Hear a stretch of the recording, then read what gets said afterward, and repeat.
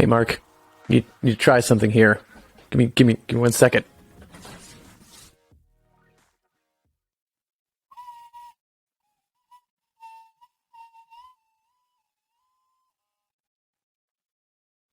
Now, is it raining over there by you? Not quite. Damn it! I messed it up. Use the trading Academy trading. Wasted. Yeah, that's a first. I don't think we've ever tried playing an instrument on this program before, have we? Yep, let alone an ocarina. An it's instrument that I had no idea ever. I've never learned how to play this thing. I was literally about to say, for those of you that listen to the audio only program, Joe is holding an ocarina in his hands, and he's going to attempt to play it. Yeah, I think this is how he holds it in the game. He's got one up here, one over there, and he just kind of, this is how he does it. In order, it felt weird because I was doing this before. That's all wrong.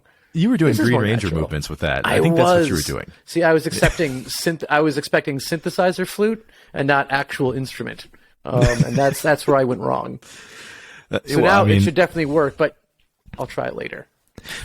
Would it work better if you were wearing the actual Green Ranger helmet and then put it up to your mouth? Ooh. We should experiment with that and see if it does anything different.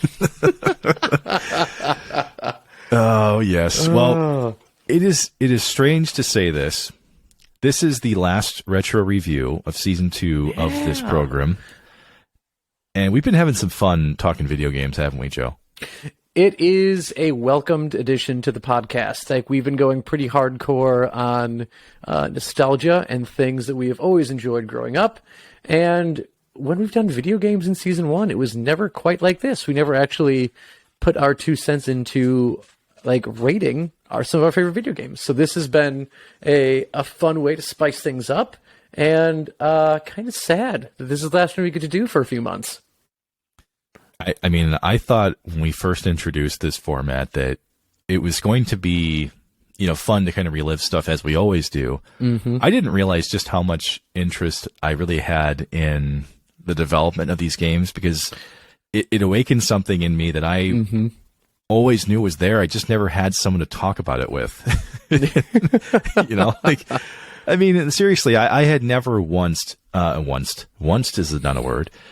Once is, but I never once actually thought I would ever talk to somebody about Nintendo Entertainment Analysis and Development, the Nintendo EAD. You see it on the boxes, you see it on the the manuals for these games, and it's like, who the hell was I ever going to talk to you about Nintendo EAD? No, it's kind of like the Nintendo help number. It's there. I've never used it, let alone actually tried talking to someone about it.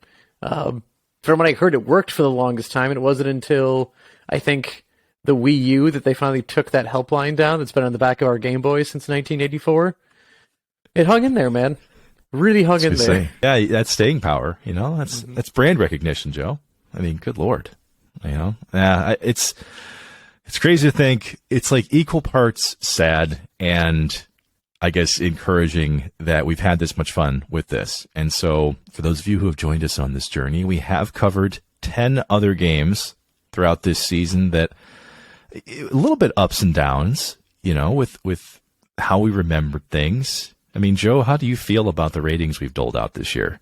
I think we were pretty generous, or realistic, I think is probably the better way of saying it, because honestly, like, the lowest scoring game we ever gave was probably like a C in terms of like alphabet grading. So I think like a 76 or like a 74 was the lowest we did. It was actually Tomb Raider. They got a 75% from us. Oh, there we go. Yeah. So right around it. And it was a game we loved. Absolutely loved that. So it wasn't like we went like full, like really like out to like, destroy a classic game here and talk about like Ninja Turtles for the NES, or that god awful ET game that is like an entire like junk heap stack worth of games that we're still trying to forget about out there. So yeah, I think we did fine in the review game here. Yeah. And you know what? I think that's what's really cool about this episode in particular is that we are going to review The Legend of Zelda, A Link to the Past. Yes. A game that stands out in the franchise for two reasons. One, it's incredible gameplay. This is easily one of the fan favorites of the series. The only game that I think really rivals it in terms of belovedness is probably Ocarina of Time. And, I mean, time will tell if, like, Breath of the Wild will do the same. But that is definitely one of the things I always remember this game is just how much fun we had playing it. And it is the only game where Link's not a natural blonde. Instead, he's punk rock pink. I'm not even going to ask questions, you know? Mm-hmm. I don't even need to at that point. It's fine. Pink is a good look for him. It suits him. All right, Joe, so we're going to go back to the year 1992 and talk about some of the video games that came out that same year, which we've done a few times throughout this retro review journey. Yeah. Well, here's what I wanted to ask you, Joe. Right off the top of your head, which games do you think came out in 1992? 92. So at this point, we are on the SNES. We have moved to the Super of the Nintendos. So it means the Genesis is also out in this time. That is correct. I'm going to go with... Do we have Street Fighter 2 out yet? Ooh. I don't think Street Fighter 2 was in 92. Oh, okay. I mean, what a great time for marketing. No, you're close, though. I think that 2 was the year before. Okay. But Super Street Fighter 2 was the year after. Oh. I was like, I was just short an adjective, but no, I was off there. How about Vector Man? Was Vector Man out this year? Vector Man, I don't actually know the exact date of either. I feel like that's a 94 game, though. Could be a 94. Okay. If memory serves, I feel like Vector Man was later. Yeah, and that's the Earthworm Jim in that same area, I think. Yes, exactly. Yes, they're laters. Yeah, we're a little bit later, unfortunately, Joe. We are. But yes, I'm going to say this: valiant effort. You do remember some of the '90s, just not '92, and that's okay. That's all right. Here's what we got. Okay, just off the top, we have Wolfenstein 3D. There we go. I mean, as far as like redefining, or I should say, defining a genre, you know, bringing that first-person shooter into the eyes of the government and frightened families everywhere. It's fantastic. Yep. I mean, if there was a parental warning that could be slapped on the side of a box, that game did it. Yes, it did, and we still managed to get it anyway. So who cares? Now we actually got Kirby's Dream Land as well for the you know. It's unbelievable, that little tiny fat bastard eating everything. Yeah, he is the unobtainium that actually worked. He was the placeholder that made sense. And like, you know what? He's great as is. Let's keep him. We don't have to change him one bit. It's like, hey, boss, you have any issue with this pink little circle dude with shoes on? Nah, he's adorable. He's great. You keep him in there. Look, let's just be careful. And let's come back to this later, okay? Because we'll talk about it later. And that's when they're like, you always say we'll talk about it later, and then we never do. We never talk about it. But, hey, 92 is a big year outside of even these games. We ended up getting Super Mario Kart. Ah, there we go. There's a staple and a friendship-destroying game. Yes, and then Sonic the Hedgehog 2 also came out this year. There we go. Yeah. Now, if my brother is listening in the audience, if you guys remember Nate from our last week, King's Quest VI also came out this year, and it was the game that frustrated the fuck out of my brothers and I, but also equally made us happy to know that we could beat it, because it was a tough game. Tough-ass game, King's Quest VI. So, dude, there's some... Did you get save files in that game? Or was it like you have to shoot all the way through? You got save files in that game, Joe. The problem with King's Quest VI was that if you managed to miss one unique item in a very specific part of the game, you'd have to restart the entire damn thing. Ouch. Pain in the ass. Yes. So it was definitely a very tough game. but fun at the same time. So frustrating, but fun. Just like some of the relationships you and I have both been in. So, moving on from the video games of 1992, we're going to get straight into the very specific one that we meant to talk to you about today. Now, Joe, A Link to the Past, yes, we've advertised it as 1992, but it actually came out in 1991 in Japan. In Japan, they always get it first. I mean, it makes sense. They developed it there. Why not have it first? Close to the source. I mean, they might as well get a taste before the rest of us do. Yes, I mean, if there's any direct from the factory perks that they get, it's getting the game first. You know, at this point, I'm not going to fault them because the Zelda series is obviously very well received, and this happens to be the third one in in that series up to this point. But after the first game, which was like the top-down view, right? The Zelda that the we bird's all eye. Yeah. Then it went to a side scroller in the second game. It just didn't work. Yeah. But people actually played Link's Adventure, and somehow it made a lot of money. I never saw that being successful, but apparently it was.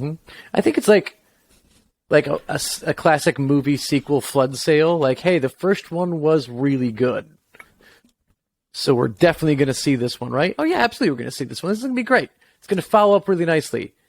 Didn't do it.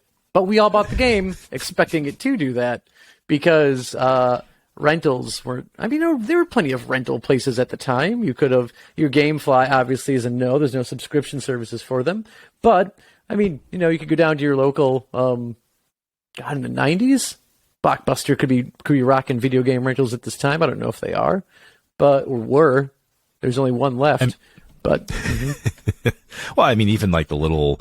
rental place we had up in Alaska, during the late 80s had games that you could rent. It's just that a lot of us couldn't afford the technology, so renting something you couldn't afford in the first place wasn't so much of a problem. Very true. And one thing they definitely probably did not do, as I know my local video stores did not do this, is they did not rent out the system to you. They only had the game. Yes. So if you didn't have the system, there was no chance of you trying it out. Yes, absolutely. Yeah, and that's actually how I played the second Zelda game. Was actually not because we owned it. It was because either my friends owned it or someone else had rented the game. That was pretty much all my exposure to it. So by the time we actually got to A Link to the Past, my cousin actually owned it. And when we went to go visit them in LA one year, this was like 97, we sit down and it's like, yeah, we'd played a bit of it before, but kind of like stealing technology from a foreign country, you put it on the center of the table and you just kind of observe it and you're like, man, how did they do that? What's this? What's going on with that? How does this work? Yeah. Yeah. We take it apart. We weren't afraid it'd explode on us. It's like, it's 40 years ahead of anything we're doing back home. What is this? Yeah, we just didn't have that much exposure. We didn't have a Super Nintendo. We were a Sega Genesis family. Yeah. We just were. Yeah, I mean that's where things usually went. If you again, affording both systems was not always in the cards for everyone. I've talked ad nauseum, I think, on this podcast over my scenario with the SNES, and that it was in my sister's room and therefore was rarely touched by me. I instead enjoyed the wealth of games on the Sega Genesis. I mean, we just didn't have it. And by the time we did get to it, I will say there is a little bit of confusion behind this game because, Joe, as I have read through some of the people that were producing these games, I also would look at, like some of the supporting functions in that owner's manual. They put some of the stories in there. They would put original content that you couldn't find anywhere else. They were just too lazy to program stuff into that. So let's throw it in the manual. And back when games actually came with manuals. Yeah. Well, I mean, A Link to the Past is technically a prequel to those first two games. I was going to say, if you, anyone who has listened to the podcast for a long time, long-time listeners, first-time callers, that scenario, you may remember we did an entire episode dedicated just to the timeline of The Legend of Zelda and all of the misadventures she had along with Link. And if you remember when those games actually fall into play with each other, this one does take place before the original game, because the original game actually takes place pretty late in the timeline of things. So this is still, I believe, the timeline where the hero fails. It is. Mm-hmm. So this is still like, when you played the Ocarina of Time and don't fucking lie to us, you lost against Ganon. Well, they already planned ahead. Like, yes, we'll assume that there's a possibility that Link actually did die fighting Ganon. The hero of time was unsuccessful, and this is in that world where the hero definitely died. Which we didn't know back then. We did not. But we did end up finding that out later. But yeah, it's a prequel. Mm-hmm. And what is really unique about this game compared to the other first two, which are, basically a pixelated presentation to this universe, it's not a fault of the time period. It's just the reality of it. But this is actually a pretty well made, pretty good looking little game. Yeah. Like, as far as detail goes for the Super Nintendo, like the EAD group that I just mentioned, like this specific part of Nintendo who has turned out some of the biggest titles of the last 30 years, they already made a banger with Super Mario World.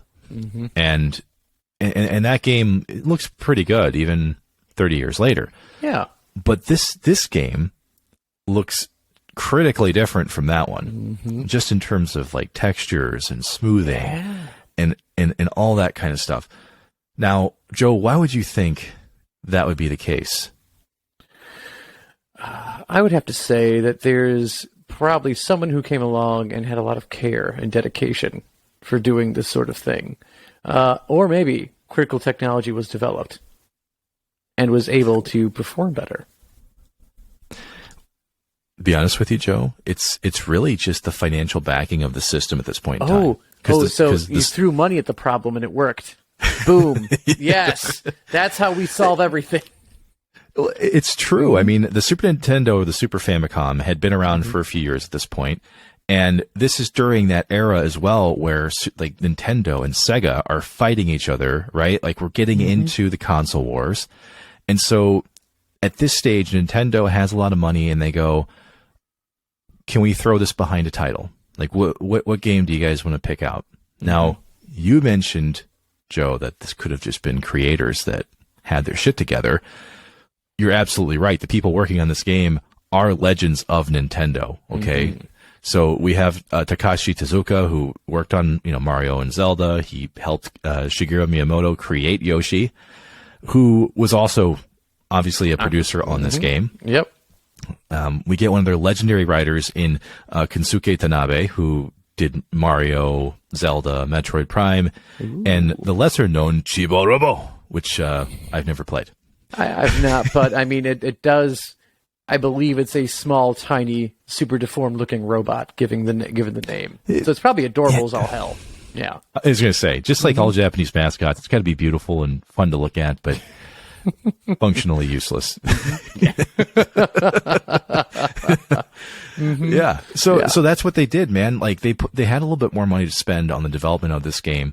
And so what that meant for the game itself was taking the storage of the game from what was essentially a 0.5 megabyte and being able to buy better tech to make this a full megabyte of storage, which is still only about a quarter of what most photos are these days. Yes. It by modern means, it's not much. But back then, not much. Yeah. Pushing. I was going to say, it looked pretty damn good for 1992. Oh, yes. I think you'd be hard pressed to find someone who'd fight against you on that one. Oh yeah, yeah. And also, as talking about things you're going to be hard pressed to find an equal or better, Koji Kondo, who created some of the most iconic music for Nintendo of this era and even for the years preceding. Oh yeah. Oh God, he did a number on the overworld for Zelda. That you could practically hump that music, as we've said for other things.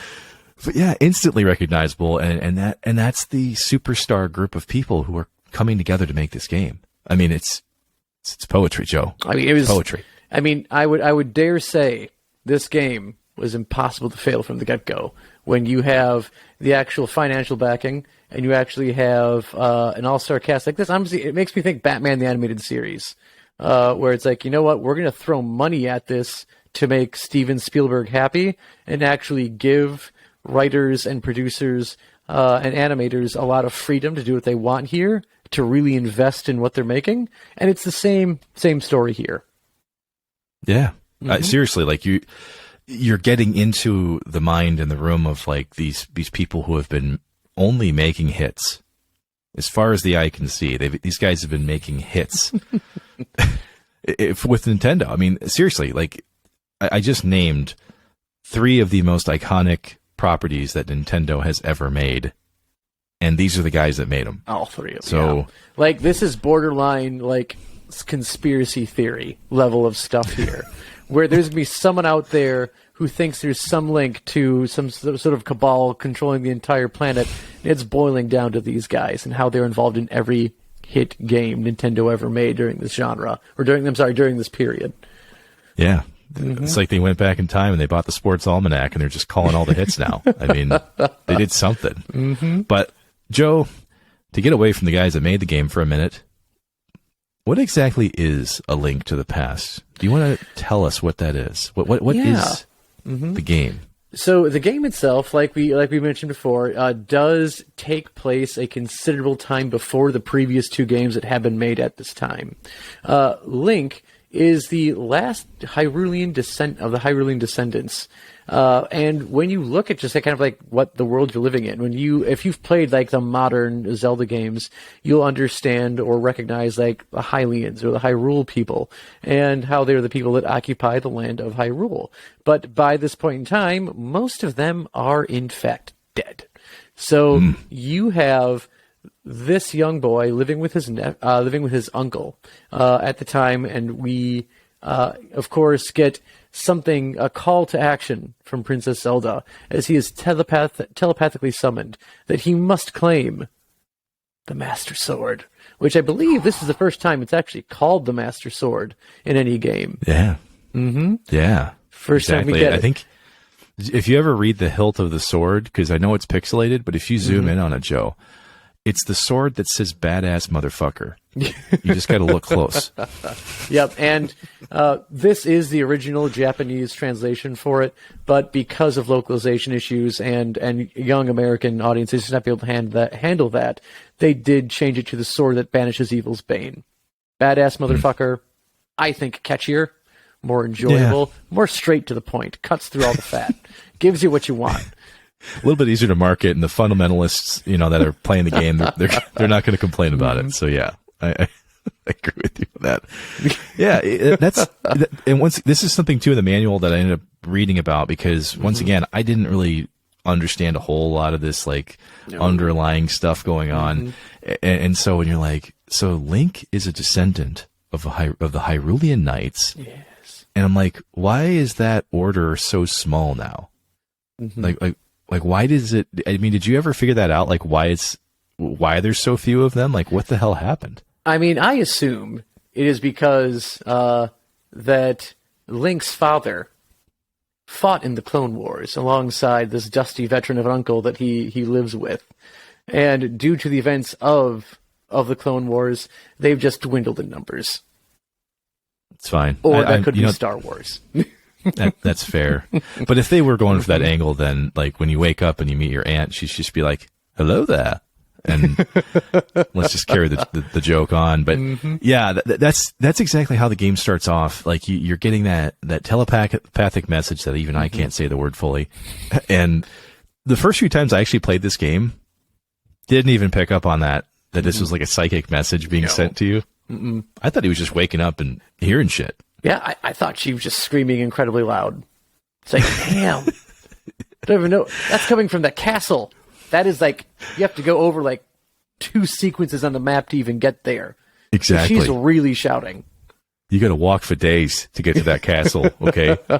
From that little cottage that you live in with your adoptive family. Yeah, it's a little ways out. And what I will say about this, though, like for like an intro sequence to a game, some games just kind of throw you into escalating events and like you're meant to crawl, walk, run type of thing.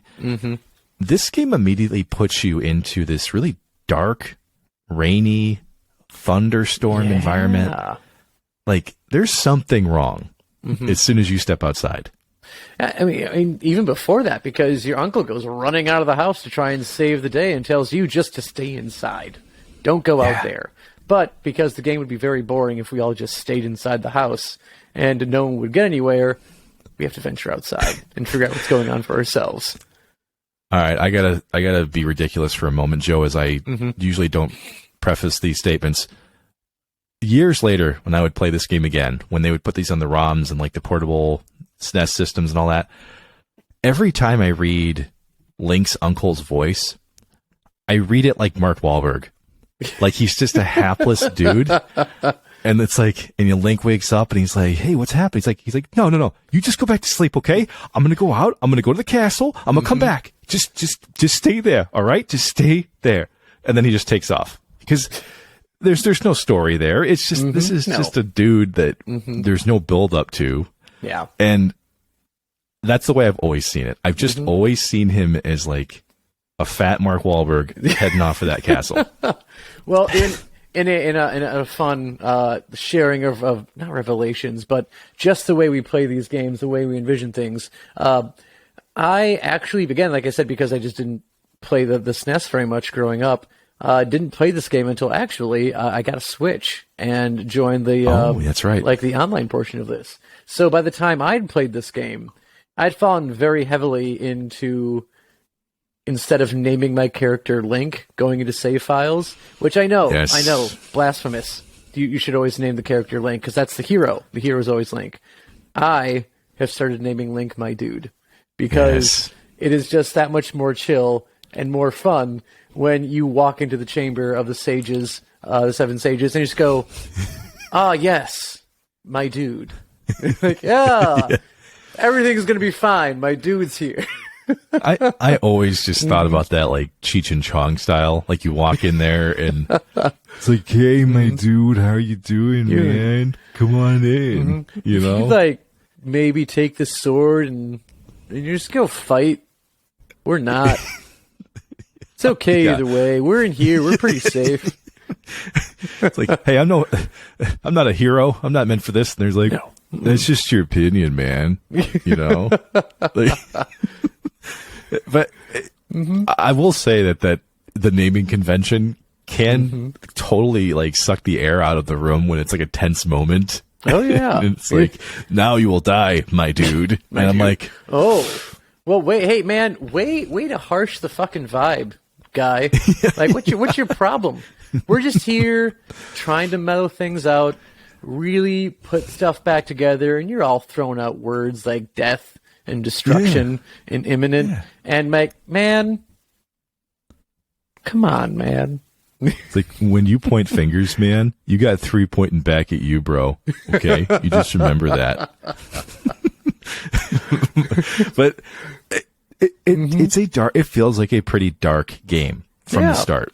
So that was the thing that stuck with me immediately. Walking into this kingdom, and then you basically have to commit some light B&E to get into the castle because they won't let you in the front door. They won't. No, they're like, no. Yeah. We don't serve your kind here. And you're like, but I don't have any droids. Like, no, we mean you. We are racist. Hyrulean people cannot come in here. Yeah, you got to take the side door, man. You got to walk around the corner there, getting all wet, you know. And when you finally do get into the castle, I think this is one of the most anticlimactic deaths that has ever occurred in the history of video games, because you head into that tunnel, you see your poor old Uncle Mark Wahlberg just sitting there across the wall. Yeah. But they didn't even... Yeah, you weren't a peacock. You knew you should have been trying to fly, Uncle. What was wrong with you? But it's like the sprites, they couldn't even animate any kind of like eye closing, or it's not like you can make his shoulders like sink or something. It's like, no. Link's just standing there. He's got like his soon to be deceased uncle just leaning up against the wall, you know, literally going into the death spiral. And then you just take your shit and you move on with your life. I mean, he might as well have just gone,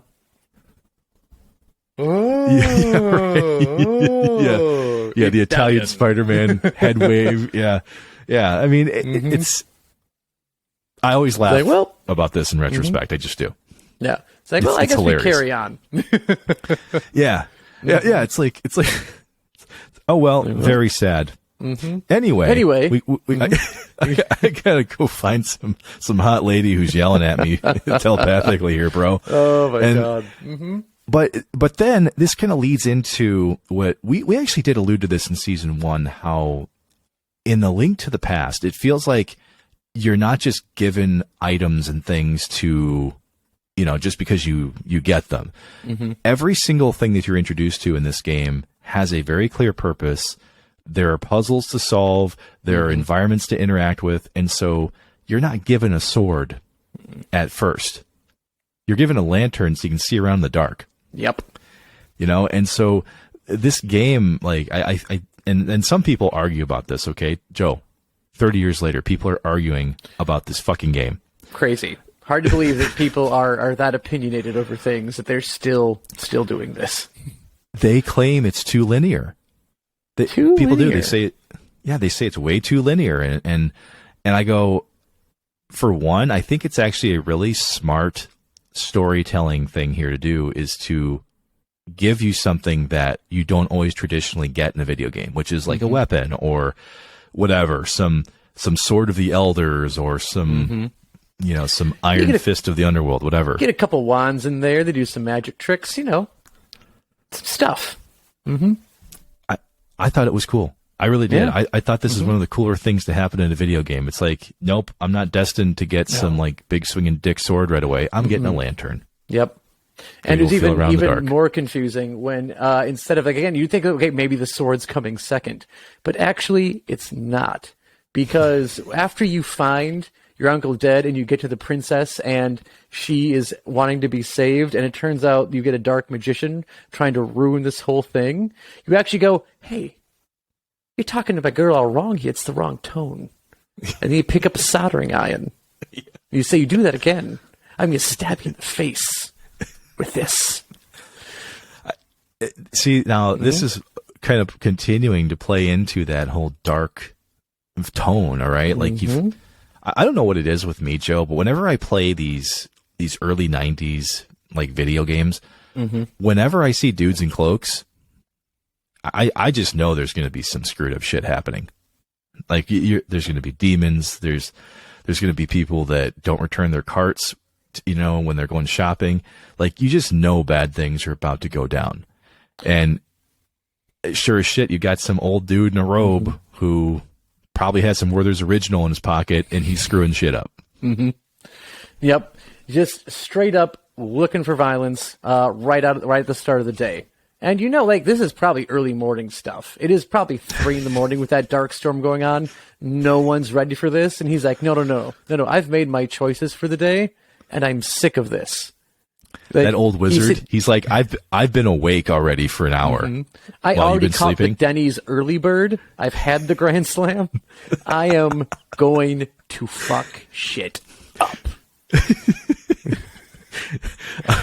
I'm about to eat some pine nuts and take a nap already before you're even awake. Oh, yeah, my dude. God. Yeah, seriously, like, the second that you kind of go through that first little dungeon crawl and you see that dude in his cloak, this is like quintessential early 90s games. It's familiar. You're going to see it in like Final Fantasies. You're going to see this in Shining Force. You're going to see this in all kinds of games. Yeah. There's always like a ritual. There's some kind of portal and or plane that we need to access and pull energy out of. The dark energy, like when a line opens up at the grocery store and you've been waiting longer and that person darts straight for it. That's the kind of shit we're talking about here. Yeah. It's just bad vibes. Yep. It's no good. Well, I mean, it's good for someone, and for the one someone. It just works out for them. Everyone else, pretty terrible. I thought you were going to lean into maybe you can tell this is a 90s game because all of the hope and optimism of the 80s has in fact worn off, and we've entered the grunge era. And we can see that in this game. Because while in the first game, the Kingdom of Hyrule had fallen for some time, we didn't really know. Like, we're going out there. We were told it's dangerous to go alone. Some dude handed us a sword. We had a great time. Buildings look like they're better in the second game. Things are standing back up. We don't really know what the hell we're doing or where we're supposed to go, but we made it work. And now it really feels a bit darker. Not Zack Snyder dark, but dark. Yeah. If Zack Snyder made The Legend of Zelda, you basically just wouldn't be able to see shit on the screen at any point. And you might see enemies like lighting fires towards you, shooting projectiles, but that's about it. You're not going to see anything else. And for some reason, the game was made during the day, but then was digitally altered to be looking like it was at night.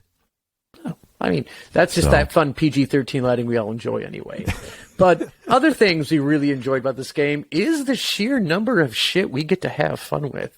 Because we're looking at, like, when we look back to, I guess, like, the previous games, you had a boomerang, and you had a master sword, and a shield. And that was it.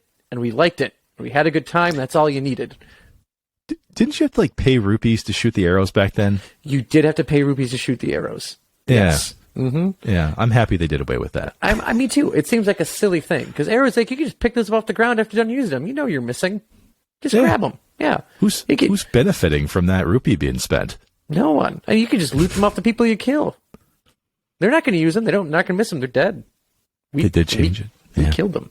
We've now got not only arrows, we've got bombs, we've got rupees, we get a hook shot, we get the Pegasus boots, we get a sweet spin attack, we get 2 different magic wands, we got sonic electronic ball busters, man.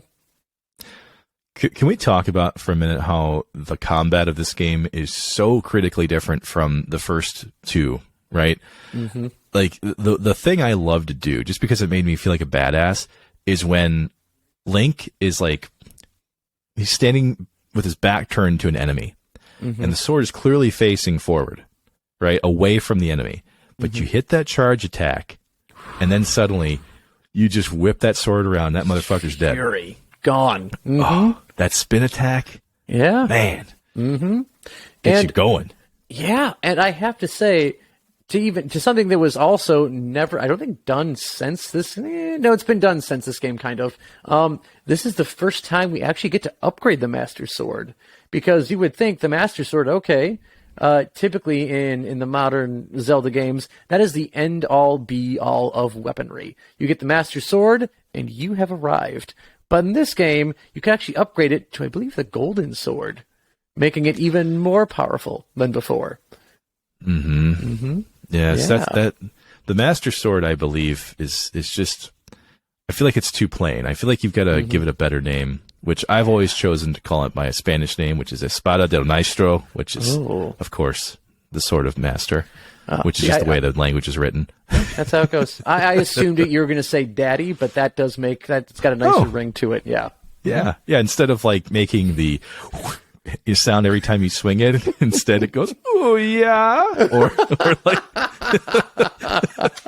or harder, daddy, every time you swing it. Jesus Christ! Things that we would have done to a game that would have ended the franchise very early, but yeah, holy shit! With that. That would have been hilarious. Someone out there much smarter than us, please mod this game to have that happen every time the sword swings. Oh, yeah. Yeah. The beat goes flying out of it. God, that would just be too... I don't think I'd be able to play more than 10 minutes of that game. No. But seriously, though, like, when we talk about sequels just doing things better than the games before them, I mean, clearly they had learned from what made 1 great, what 2 probably shouldn't have tried, and then making it into something better. Because going from the original game, Joe, you couldn't actually move like on the entire directional axis. You could basically just go up and down, left to right, right? Yep. Now very you can actually DDR. go, Yep. Yeah, exactly. But now you can actually move diagonally, like the Queen. You can actually move on the board a little bit differently, and it's a much more fluid and interesting game to play. And I immediately picked up on that when I first started playing. I think that's what kind of caused my addiction to it. Once I probably could get my hands on it, but yeah, the other thing too about this game that I always found really interesting was that the heart pieces that kind of show up as a staple of the series moving on is that the heart pieces, like, you can find a couple of them without having to search very hard to increase your total amount of hit points. But then there are some of these that you will never find. Dude, pain in the ass, man. I mean, they stick some of these. No. I was thinking definitely keys, like small keys in dungeons. There are some that are just a fucking, oh my god, and because they're getting back to heart pieces, but there are just some that have such ridiculous amounts of setup where you have to do X, Y, and Z in the light world, and then do A, B, and C, which is really like kind of like the start of everything back in the dark world, to unlock some of these things. And it's like, yeah, we're going to have you jump through some hoops to do this, but we're going to set some of them on fire before you do. Really make it interesting and fun. So that's a really important point to bring up for this game. Mm-hmm. Now, we're very careful about not spoiling games, even though they've been out for generations now. Yeah, for the love of God, like again, 1992. We're not spoiling a thing here.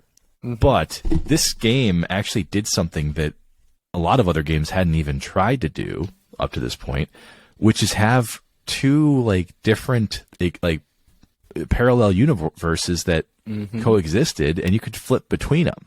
Yeah, mind-blowing at the time. Yeah, I mean, it's impressive in the fact that again, it's basically the same map over again, but it's a huge map. Hyrule is pretty effing massive at this time. Both in the light world, and then you flip it and it's the dark world, and it's not even like they're straight mirrors of each other. You have this massive ziggurat instead of a castle. You have some areas that have been decimated compared to the light world, and they actually, again, a lot of creativity really went into designing the worlds that Link is bouncing between here. Yeah, and it's all because of the events that unfolded where Ganon, who is the bad dude in the game, he has to be, of course, trapped or contained in this dark world because you can never truly destroy evil. You can only contain it, right? Mm-hmm. Yep. So him kind of permeating this other plane of existence caused it to become this just dark and disgusting and barren land, and just full of tormented creatures and all that kind of stuff.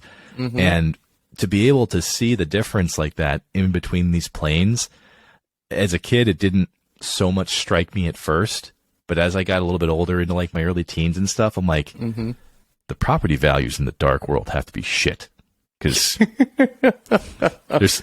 there's no lakefront properties at all. No, I mean, there's no HOA. I mean, it's just not a good situation.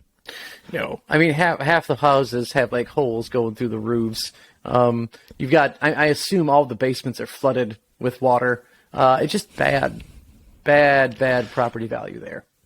It's not good, but like you mentioned, Joe, the overworld for this game doesn't just have length, it has girth. I mean, there's a lot of places you can go on that map. And what I always found kind of cool about it too is that when you see the overworld for this game, it actually is kind of 3D looking.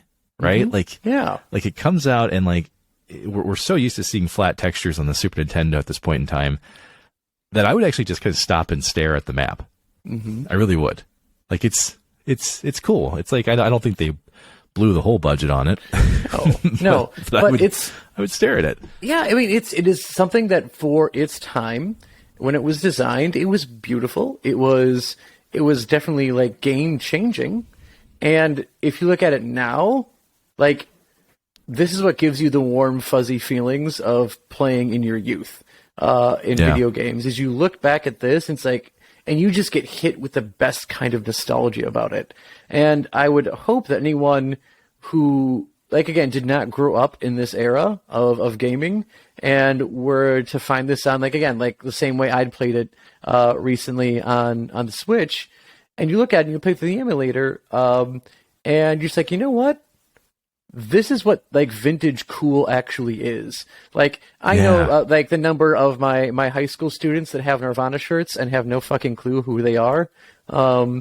And I think this would be someone seeing the cool Nirvana shirt, putting it on and being yeah, this is cool. Yeah. But it's a very well made game in an era where there is a lot of dungeon crawlers. There's plenty of other games that are kind of like this, where you have to go from point A to point B, and you have to acquire something and then move on with your life. But the difference with this game was obviously the fact there's bright colors and like the stuff we've talked about that just kind of grab your attention. Yeah. But dungeon crawling for The Legend of Zelda is a little bit different than other games of the time, because they all obviously have unique bosses. That's just kind of something that all of these games did. But for The Legend of Zelda, like there are, or I should say Link to the Past, there's like holes in the ground in some of these dungeons, and you have to like fall through specifically to get to a specific part. Yep. There's some boss fights where they might knock you into them, and then you have to start over again. Fuck, are those frustrating. I think that was of the few times where like I played the game and really hated my experience. It was being knocked off of like the fucking like platform by the boss. My God damn it. His health is back up to full, and here I go back up there, hurt and just embarrassed. Yeah. Yeah. Going back up after do the whole fucking thing over again. Yeah. Even if you win that battle, you're not telling anybody about it. You're not proud of it. You're not, you definitely will not tell your friends how many times you were knocked off of that platform or embarrassingly just walked off of it. Yeah. Boss is just like, wait, well, you ain't doing this anymore? You just leaving on me? Ouch. Yeah. I'm hurt. I'm actually hurt about this. I might just die because of how hurt I am. I'm not going to. I'm not giving you my piece of heart that easily, but hurt. Yeah. Definitely hurt. We would just get to know each other, and then you just go off and do that. That hurts a guy. Is it you? Is it me? But seriously, like that's what I thought was really cool about this, is that like I feel like the creators of this game, like Nintendo, treated their players, I think, less like kids and more like people that wanted a challenge. Yeah. And I think that that's what the core of this game kind of represents, is that as you're kind of going through and playing it, there is a linear function that you're meant to follow. Like they literally number these dungeons like, 1, 2, 3, 4. And so you're meant to do that. Now, Joe, knowing how I play games, what do you think I ended up doing the first time? You probably started at the first dungeon, all well and good because the story does guide you there pretty easily. And then, like, you know what? Let's go lucky number 7 next. And you just went and did whatever the hell you wanted to. I saw a path and I said, I'm not doing that.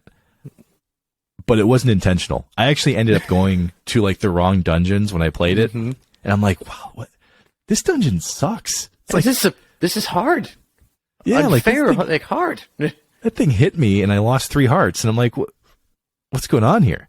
Hold on. And I didn't realize, Joe, for years that I was going out of sequence for like 4 playthroughs.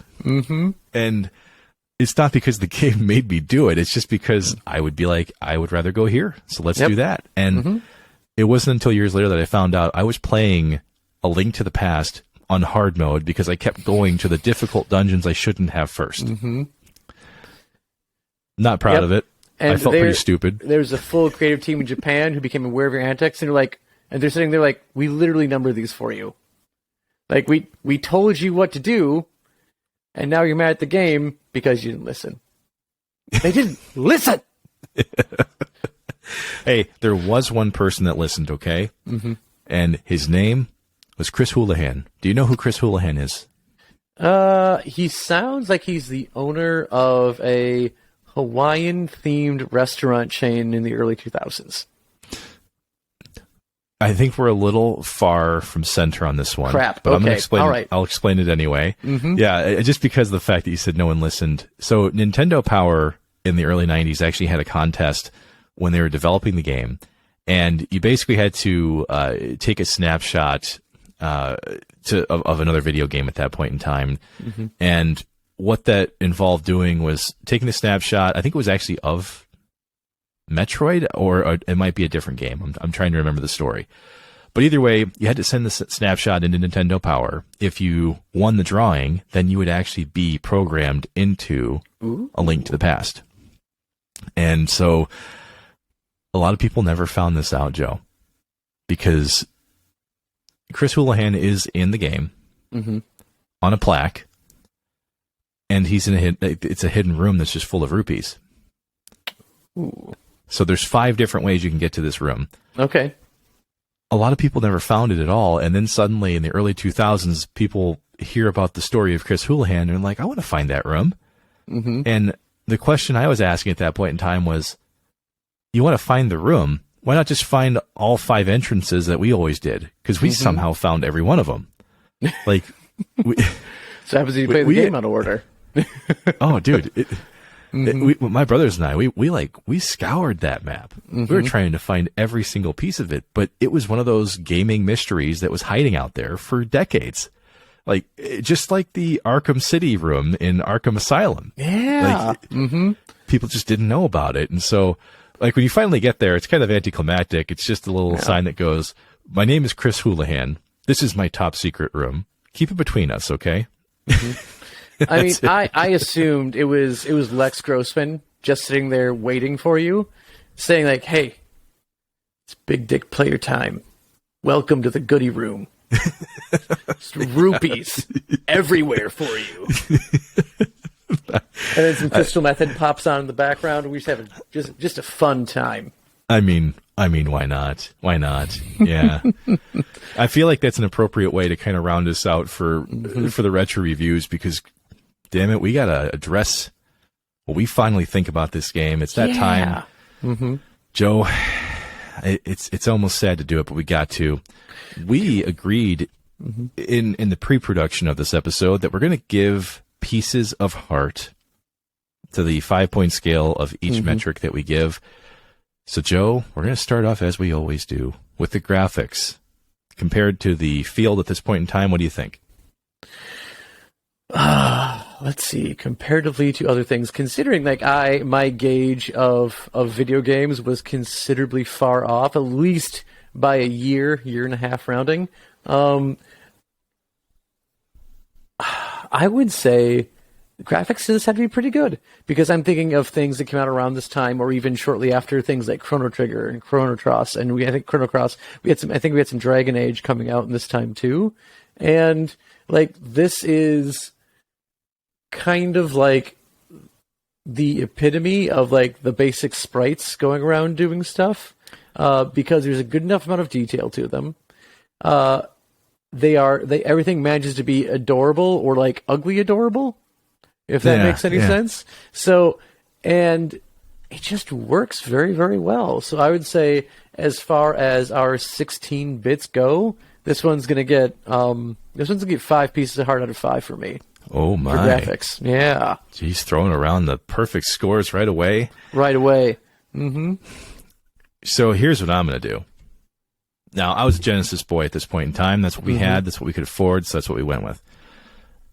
I like to rate these games, as we've kind of talked about before, based upon that time, not about trying to compare it to now, because that's just unfair and ridiculous. No.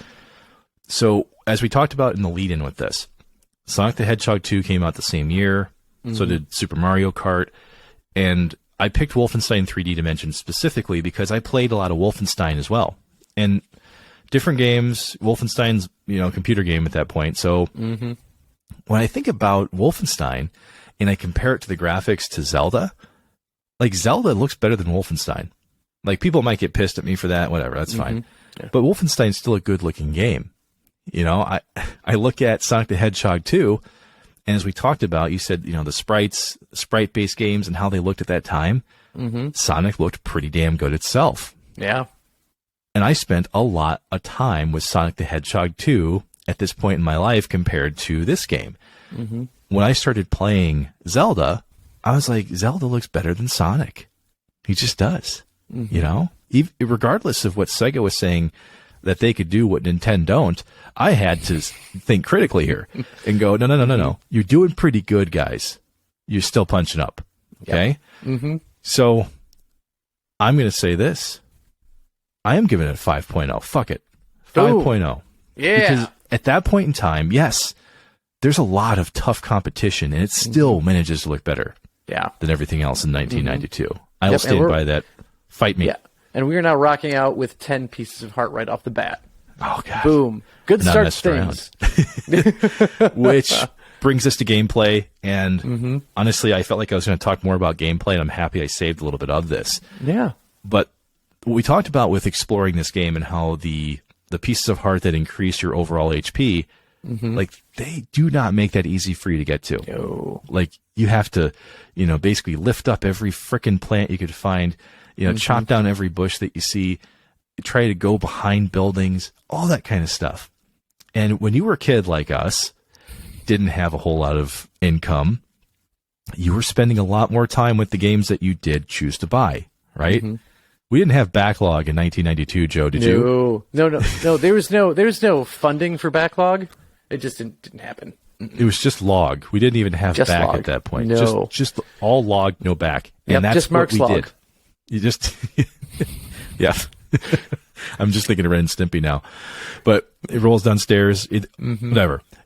At this point in time, I spent a lot more time with games, and I felt rewarded when people actually put things in hidden places and actually thought about the journeys of the players. And so A Link to the Past did reward you if you either explored the map or maybe you went out of your way to go to the wrong places and still managed to find new stuff. So for me, I'm going to say this is a 5.0 out of 5 because of that fact. It's a linear game, but even if you play it in a non-linear fashion, you're going to find all kinds of different stuff you can do. And keep in mind, there's 2 different planes of existence. So yeah, gameplay's high as fuck for me. Yep. I'm going to mirror a lot of what you said already. Again, and just the sheer expanse of this game for its time, there were plenty of things to do. There were plenty of things to find. You can play it kind of like how you want to. So if you want to continue like the linear storyline and progress from dungeon to dungeon, amulet to amulet, and going from the main part of the story to the next, or if you just feel like, wandering around and slinging some shit, like you can do both of those very, very like readily in this game. You can play it any way you want to. And because of like the well-written story to this, where you do get like kind of like this basically distinct feeling of an Act 1, Act 2 scenario in this game, where we think we've saved Zelda, we think we've done everything right, and then, crap, it turns out everything that could have gone wrong has in fact gone wrong. And you are thrown spiraling into a new part of the storyline. And this is definitely not one of those cases where you're like, you know what, I was just ready to be done. I thought I had that princess saved. I'm ready to just move on to the next game. It did it at just the right spot where it's like, I think this is ending a little too soon, but I'm not sure. I've had a good adventure so far. I think it might be sad that this is over. And then boom, it's not. There's plenty of more game. And then again, like you can extend it by trying to actually fill your heart meter, fill your magic meter, and enjoy the game. So I am also giving this 5 pieces of heart out of 5. Which I feel like plays really into replay value, which is why we kind of mix gameplay and replay right after the next, because I feel like one can kind of get lost in the other metric here. But replay value for you on this game, what do you think? See, this is where things get lower for this game. And this is where it does feel, I don't know, I feel a little bad that we have it here for this game because it is such a good game. But it's not like GoldenEye, where you know what, if you feel like the story, you can do that, or you can just invite your buddies over and you can do some multiplayer. This is a one-trick pony in that it is only a story. And it is a lengthy story at that. So yes, there is a lot here. And I don't feel like you could just play a part of it and get satisfaction out of it. We're like, you know what, I'll just play up until, again, that part in the story where it seems like everything's saved and then it's not saved. And you can pull an Orson Welles and say, if you want a happy ending, it all just depends on where you stop telling your story. And hey, I've saved the princess, I can be done. Because I think you'll always have that feeling that no, I know I'm not finished. That did come a little bit too soon, and I do want more here. So this is where things suffer for me, and unless you're in the mood to really play this again and stick through the long haul here, it's just something you're not going to pick up readily and start playing again. It's not going to be like a first-person shooter or anything at all like that, or like Mario Kart where you can just do random races and it'll be slightly different each time you play it. So this is where I think it suffers, and I'm going to drop it down to a 4 on this one with 4 pieces of heart. Just because, again, if you really do like the genre and you do like playing through a long game, you will enjoy this from start to finish every time you do. But if you're looking for something like a quick fix and get your Zelda on, pick a different genre. You don't get quick Zelda fixes. That's not why these games are here. I was going to agree with you on that on that front, because this game for me, I feel like for this era, you would pick up a game, and I feel like a lot of them were meant to be maybe 4 to 5 hour games, right? Like you can get through most games in a night. I think that's what the intention was. Like you could play through this, rent it, have it back, and everybody's happy. And this is a game that I think is estimated to be anywhere from 15 to 17 hours overall. Yeah. Like that is a long ass game for a Nintendo game, let alone games of that era. Like it's just a long ass game. So I do agree with you from that standpoint. And I don't think daunting is the right word, but it feels like a honey-do list. Like you've always got something to do. And so, from that standpoint, like the replay value, I agree with you. It's not a game that I'm going to pick up and play all the way through because I enjoy playing it all the way through. Like I'm going to pick it up and likely play through the first hour and a half, because that's where the most of my nostalgia comes from. Yeah. It's just getting to the castle, getting the sword for the first time, lifting it up and hearing that music. That's the stuff that keeps me coming back. It's not the fact that I want to sit there and get all the way through and see Ganon in his pig form and do that. Like, that's just not what I'm going to do every time I sit down and play this. So for me, the replay value is incredibly high for like that first hour, but then stuff kicks in. I realize I got to get going. So I'm actually going to give it a 3.5 on replay. Ooh. Yeah. I don't quite feel as strong there. However, the music. This is made and it made some games and broken others.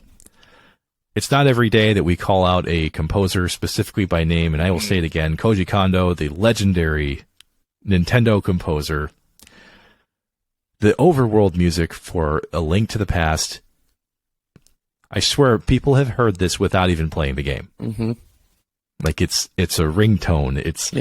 It's inserted into random things. You hear it all the time. And that's not just the overworld music. That is like every freaking song in this game is memorable, mixed, sampled. So for me, I'm not going to dance around it. It's legendary. It's a 5.0. Yeah. I can't say anything bad about it. Yeah. No, it's like trying to think, is it called Baker Street? That Yeah. Like that will just pop into my head ass randomly. No reason. I'll be in the middle of teaching and I will just stop because Baker Street popped into my head, and I have to apologize to my students. Like, I'm sorry, it happened again. And they're like, Baker Street, kids. And then we go into it. It's just smooth. It just hits you. And that's what I feel like every track in this does. We're not talking like, GoldenEye, like pause screen bangers, but no, like that song, again, no business doing what it did. Someone should apologize for not apologizing for it. But this is just much more like, God, just again, thought of, planned, rehearsed. They cut the fat of what they didn't like, kept what they thought was good, added more things, and created a symphony that was based in MIDI. And that's what we got for this game. So this is also 5 pieces of heart out of 5 for me. I'm not surprised. The song that's always in my head is like the boss fight, music. Every time I drink a glass of milk, I just hear it in my head. It's just going off. I know I'm in danger. I'm about to lose some pieces of heart because of that milk I just drank. Oh, man. But yes, so that brings us to our last retro review of the year. The final numbers have been tallied, which are automated, so I don't actually have to do anything. A Link to the Past received a 94% from us, which we round up, of course. But out of a possible 40 points, it received 37 and a half pieces of heart. So, Joe, where do you think that sits in this season's retro review overall tally? I think that's number 2. That's got to be right behind GoldenEye with the perfect score. It is. It is right behind GoldenEye. And GoldenEye actually we actually docked 1 point of that, believe it or not. But really? I thought we gave GoldenEye the perfect. No, it's a 98%. But this game is also still a masterpiece of Nintendo. That EAD group, they just did some incredible things, and it didn't stop here. They kept that train moving. Yeah. And even though, they just kept the hits on going, it is at this point that we'd like to thank you for listening to Digital Dissection. And as always, we appreciate everything the Dissection crew does for us week after week. And your support goes a long way. And if you happened upon this show by accident, believe it or not, still happens, just like stumbling into your dead uncle in the bottom of a dungeon on a very, very rainy Tuesday morning. Why not actually drop us a review or comment on the show, so that way we know that you're going to keep adventuring right alongside with us.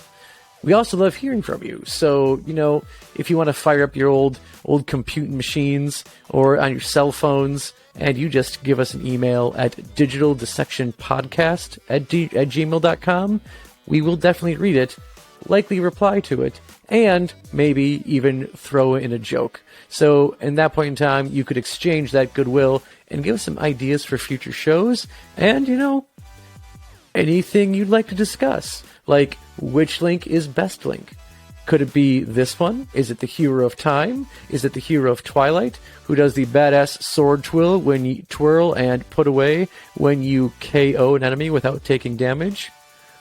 We don't know. You could help us solve that mystery.